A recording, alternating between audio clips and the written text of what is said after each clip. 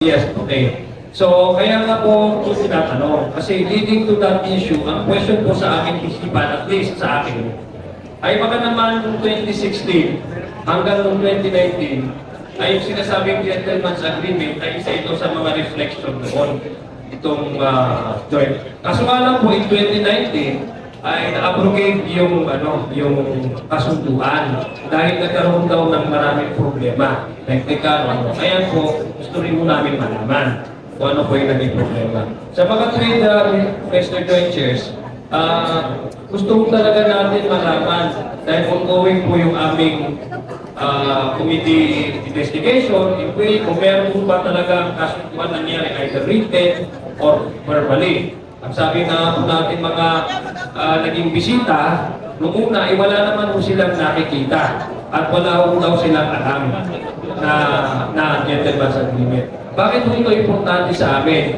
Dahil hindi lang po ito issue ng ali ng ating mga isda. Ito po yung usapin seguridad. Oo. Ito po yung usapin ng seguridad. Pangalawa, ito po yung usapin ng soberenya. Dahil pag hindi natin ito malaman kung ano talagang tulong-tulong, kung may rason ba ang China para maging aggressive ngayon, ay tuloy-tuloy po ang kanilang pagiging pag-aalas sa inyo. Yun po ang ayaw natin mangyari. So, huling katanungan lang po, no? Kayo po, base po sa naging experience nyo, naniniwala po ba kayo kay Roque na may gentleman's agreement? Sa aking palagay po ay kasi sa sarili ko Sa experience nyo po?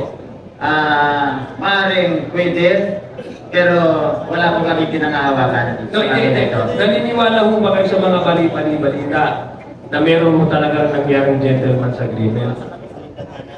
Kasi Sa inyo lang po, palagay. Kasi sa aming panahon po na yon ay umaasa po kami na siya po yung titindig dito para ipaglaban yung aming karapatan. Subalit nung panahon ng kanilang panunungkulan, nakita po namin na imbes na bigyan kami ng matibay na programa para maging maayos yung aming kabuhayan. Pero sa pagkakataong yun ay naging malaya po yung mga Chinese diesel na para gawin nila kung ano yung ginagawa nila sa lalo-lalo na sa Baho de Masinloc. Maraming salamat po. Thank you very much for the time, joint chairs po. Maraming po salamat sa inyo lahat. Assalamualaikum warahmatullahi wabarakatuh.